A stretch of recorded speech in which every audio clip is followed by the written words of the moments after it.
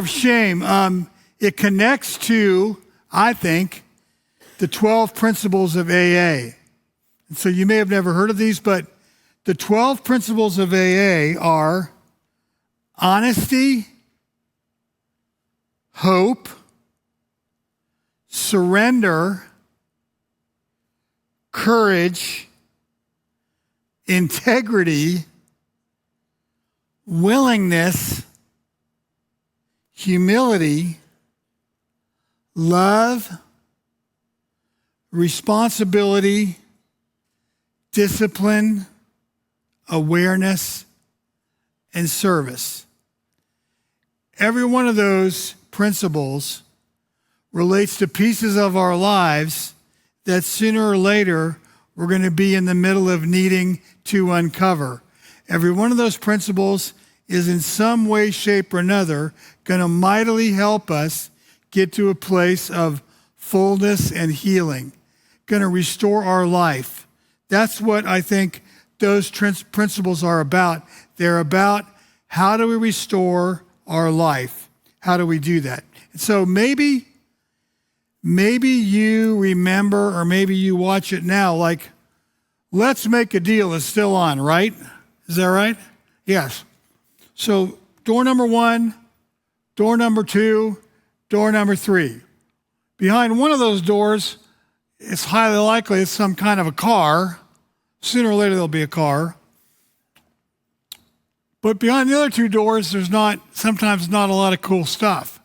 You know, it's like door number 1, the way I look at that is, if you think of this in terms of recovery, door number 1, and I always see this phrase now on like Facebook where people go,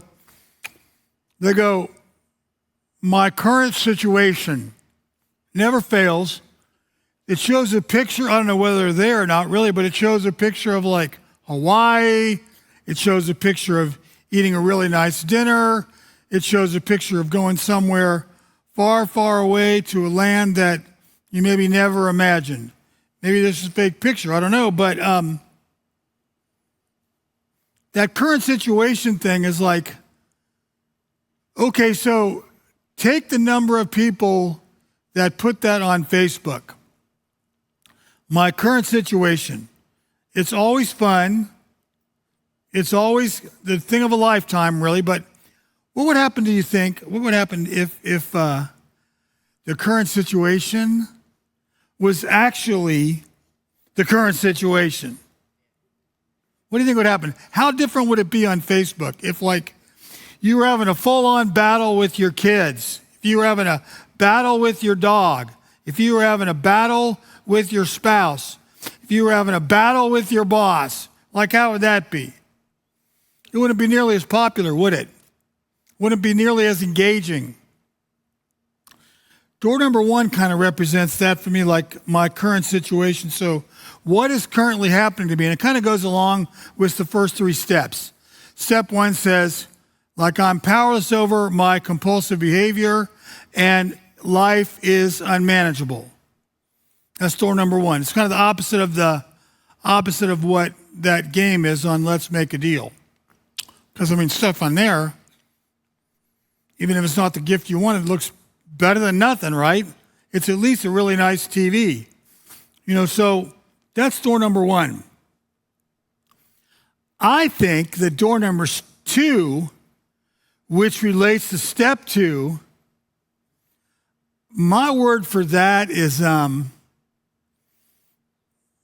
you know, it's a pretty devastating step, I think. You know, that you're saying to yourself and to God and to probably somebody else, man, only God is going to be able to lift from me the pain that I'm in right now. Not so much tracking with the chemical addiction side, but whatever that pain is, I'm saying only God is going to be able to lift that. There's pain in that because the pain in that is the greater than me part. Takes a power greater than me to restore me to sanity. I don't know of another living human being who really enjoyed saying that when they got that far in their recovery. I mean, I would go there and hear that step and kind of want to come out of my skin, because the exact thing I was trying hard to do, which was manage a situation, even though I was failing at it mightily, the exact thing I was trying to do is what I was then being told in this step I was never going to do. I was never going to be able to do that. It was hard. It was like the greater than me, that it's going to take a power greater than me, that it's not going to be within my control. That meant that probably some stuff wasn't going to go the way that I wanted it to go. It meant that probably at least a piece of the outcome wasn't going to be the way I wanted it to be. It meant that God was going to show me a better way. Well, at the time, I was not sure how much I actually trusted God.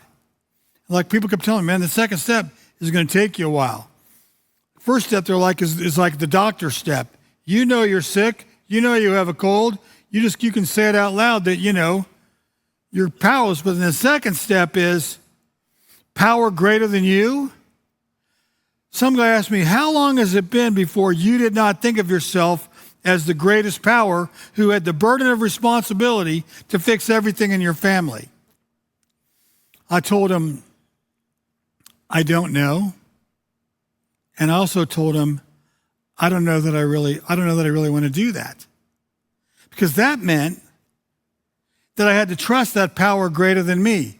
And that meant that they were probably for sure talking about God.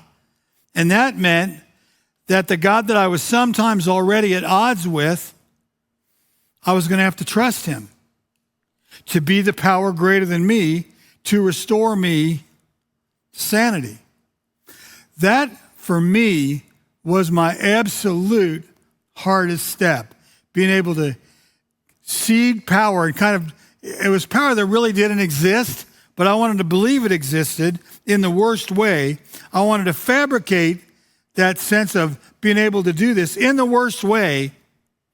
And I just wasn't a happy camper when I couldn't really honestly say that anymore.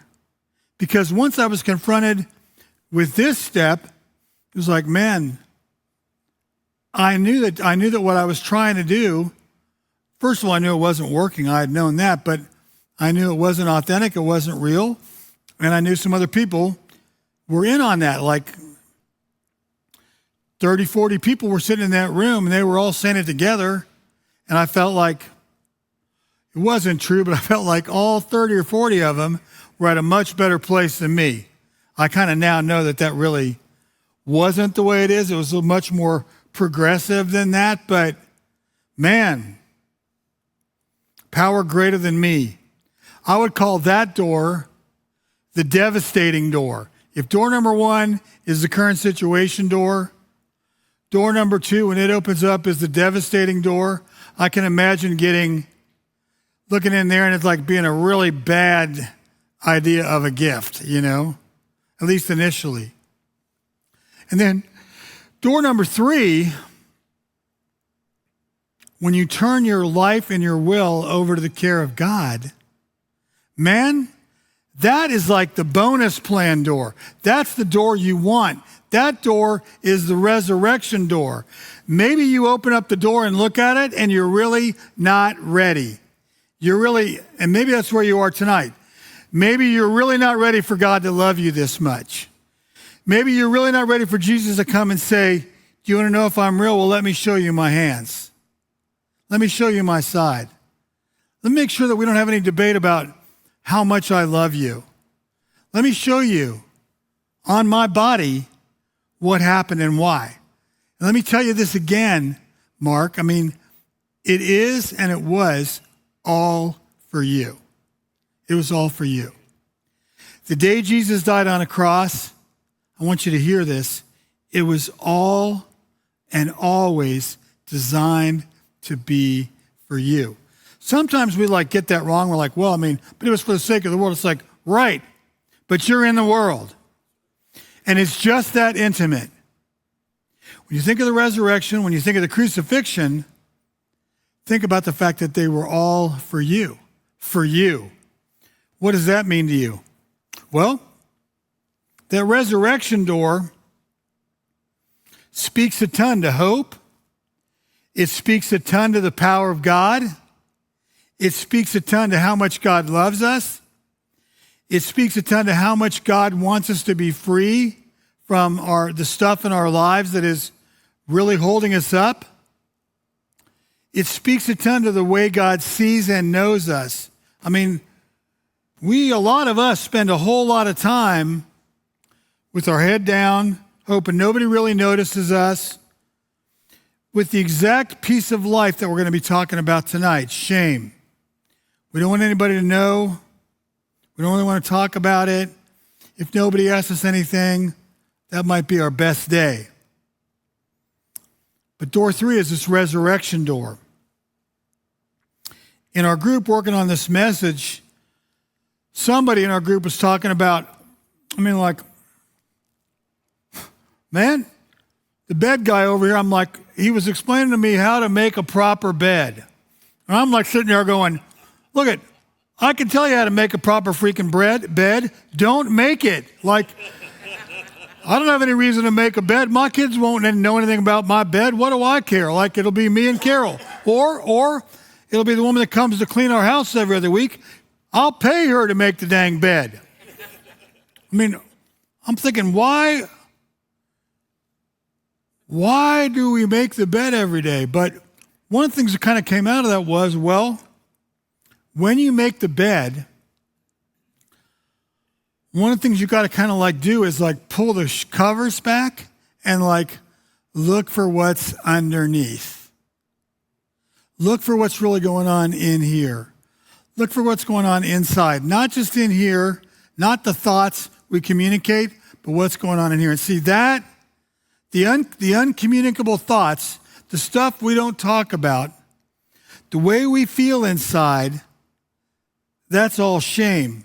And so it's kind of when you start making the bed, look underneath and ask yourself, the question is what is the underneath in my life? What's underneath the shame? What am I feeling? What is it that when I start thinking about shame that I'm actually feeling? Well, here's a difference in guilt and shame. Guilt says, I screwed up, man. I did a bad thing. Shame says, I am a bad thing. Huge difference. You can apologize for the stuff that makes you feel guilty. You can try to make it right. You can turn the tables. You can do a lot of things to deal with guilt. But shame, way down here, most of us are not talking about it at all because it's terrifying us. It makes us feel about that I am a bad thing. Tough. Guilt is I feel guilty. I feel less than. I feel inadequate. Well, if I leave that go a while, sometimes anyway, especially the inadequate part and the less than part, if I leave that go and it kind of develops in me over time, sooner or later, it's going to be true that I'm well on my way to feelings of shame. And see, it's kind of and just like that, when I least expected it, just like that, shame in my life, shame in your life, makes its way to center stage. I'm sitting there in Hilton Head with a therapist friend of mine, pastoral counselor, and so he asked me this question. He goes, so Mark, it was about the same time he was handing me the book, Healing the Shame That Binds You, by this guy, Bradshaw. Great book, but however, I'll tell you what he told me. Don't read the last chapter, which means you'll read it right away, but horrible theology. And I go in there, I'm man, I read that last chapter. He goes, Suck theology. And I'm like, yes, terrible theology. He goes, like I said, Mark, don't read that chapter. But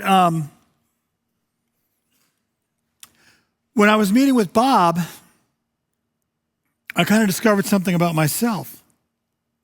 And I discovered that I had taken so much more responsibility for my dad's accident when he lost his life than anybody ever imagined. And I had never talked about that, had thought about it a million times, but had never talked about it with anybody, had never said anything to anybody at all. And probably by then, 7, 8, 10 years, no, by then, 20 years had passed almost. Never had talked about it. So he started kind of explaining what shame, how shame, like, his explanation was that shame kind of dismantles you brick by brick and piece by piece, and pretty soon you have a complete emptiness inside of yourself. A complete emptiness, an empty space. And I'm like, yeah, that's the way it feels. And I kind of discovered in my conversation with him that I had taken responsibility for my dad's accident. I had decided that somehow it was my fault. And I had decided that because I had said something to my dad on that Sunday, and it was something silly, but I mean, it was about inventory that we had taken. And it was, I brought it up that Sunday, I think, but we had taken an inventory at my dad's store. And so he was trying to explain to me how to take inventory and how I had to go through every box and count every sock pair and all that. Well, typical 15-year-old, I'm kind of like, well, if the box looks full, there's a dozen in there. Well, my dad did a spot check, and something like 4 out of 7 boxes were wrong. And so he's explaining to me, man, we can't do it that way. We got to have an actual count. Just that little thing. And he wasn't critical about it. He just told me the deal. Just me remembering that and associating his death, somehow in my brain, I connected the fact that if I wouldn't have done that, my dad wouldn't have been distracted, which had nothing to do with the accident either. My dad would not have been distracted when he was driving, and he would not have died. Well, I had lived with that for a long, long time. I had never talked about it. I had never shared that with a living human being. And somehow on that day, it just kind of came out. And it was like overpowering, like I sat there and just cried and cried and cried and cried in Bob's office. And he just sat there, said nothing, held both of my hands, and looked right at me. That's the power of shame. Just like that day in that office, shame will always make its way to center stage.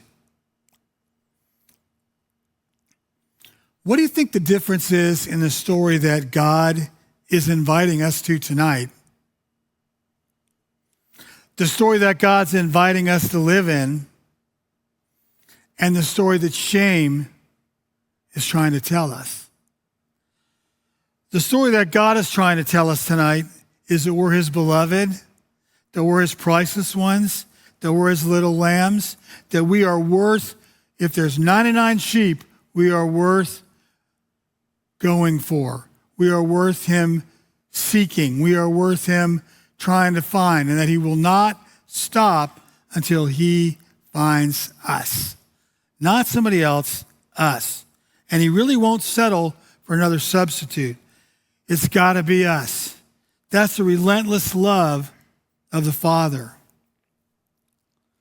How different is that story and the shame story? The story of shame, you're no good, you'll never be any good, you'll never measure up, you'll never be okay, you'll always be defective, you'll always be unsafe for other people. You're always going to be, and here's the clincher, you're always going to be, if people really know who you are, you're always going to be unlovable. You're going to be unlovable. I had no clue how long I had walked around this earth feeling unlovable until I got to that day in that office and started learning about what was happening to me. See, like, you got Adam and Eve, goes way back. God tells Adam and Eve the one thing not to do: don't eat from the fruit of that tree. Of course, being human beings, they do that exact thing as fast as they can. Adam and Eve hide in their shame. Adam and Eve hid. But on that day, God covered. They hid and God covered. They hid, and right away God was doing the work of healing them. They hid and they were afraid. God loved and kept coming to them, wanting to be close to them, wanting to show them what was next after what was broken. Moses, Noah, Peter, Judas, like every one of those guys, live in a full-blown, go check it out, they live in a full-blown, non-stop story of shame. God knows all about shame, and he also knows all about how to heal it. He even says radical stuff like, I'll create a new stream in you. I'll create a new heart in you. You have people asking, create in me a clean heart, O God. David, make a new heart in me, O God. And God's like, yeah, I'm up for that. Because shame is no friend of God's. And I will guarantee you what I know now is that whereas it might be true that God uses some level of guilt to persuade us or move us to a healthier place, God wants no play with shame whatsoever. The person that is the chief executor of shame is the enemy. With giving the enemy a seat at the table, when we did that series, 100% will execute shame every possible chance he gets and create more and more and more pain, more and more insecurity in us. And the clincher is, until we start to get some recovery, we probably will tell no one. We'll probably tell no one. We'll probably keep it to ourselves and just keep getting sicker. Like that path of shame, kind of like it drives your brain. And your brain, the more you think you're unworthy. The longer you think you're unworthy, the more you're ashamed of yourself. Look at, the closer you get to going over a cliff, which is exactly what the enemy wants. See, freedom from shame, it doesn't come from a discipline. It doesn't come from working harder. It doesn't come from working smarter. It doesn't come from anything like that. It comes from a very clear word. It's been the same word every time. The question is, you get to this phrase in AA, I can't, God can, I think I'll let him. I can't, God can, I think I'll let him. When I'm full of shame, I couldn't find my way out of it. I couldn't think my way through it. I couldn't devise some plan to discipline myself to read 10 books and I was going to be okay. 100 million years of therapy wouldn't do it. It was God that came there and delivered me. Delivered me. The freedom from this comes from deliverance. The renewing of our mind, it happens to us many, many, many times. I think we're constantly renewing our mind. We're constantly renewing our heart. We're constantly renewing our thoughts. And that renewing takes time, because even though God delivered me on that day, or started that delivering process, even though God did that, it took me time to understand what it meant to be free of that shame, what it meant to go to battle when I was battling that shame, what it meant to go to battle not alone, but with Jesus, what it meant to go to battle with someone who said, I've already laid down my life for you. There's no question about whether I love you. Let's go to war together. And let's go to war on the one thing that can take you out, your shame. Like when I first started this job, it's crazy, but I say this number like I kind of thought like I thought I should focus on learning as much as I could about chemical addiction and the whole process of all of that. And it's like, man, I look back at it now and it's like, God, I must have wasted like 5 or 6 years of my life trying to furiously learn how to like manage that. And you're like, now you're sitting here and you're going, well, I mean, here's how you manage it. You go, Jesus, look, I need you to deliver me. That's where you start. I need you to render me powerless and then to outright deliver me. People that I have met that are the healthiest 100% understand this reality and this gift of deliverance. I mean, the renewing of my mind happens to us a lot, and I mean, takes a lot of time. But when you start with deliverance, you'll keep going. When you start with deliverance, you can keep healing. When you start with deliverance, you'll learn eventually step 4, step 5, step 6, step 8, step 10, step 12. You'll learn them. And you'll get to that step that talks about having had a spiritual awakening. A spiritual awakening is, I can't, God can, I think I'll let him. I want to read a piece of scripture to you. This is what it says. Because of this decision, we don't evaluate people by what they have or how they look. We look at the Messiah that way once and got it all wrong, as you know. We certainly don't look at him that way anymore. Now we look inside. And what we see is that anyone united with the Messiah gets a fresh start. Anyone gets a fresh start and is created new. The old life is gone, a new life emerges. Look at it. All this comes from the God who settled the relationship between us and him, and then called us to settle our relationships with each other.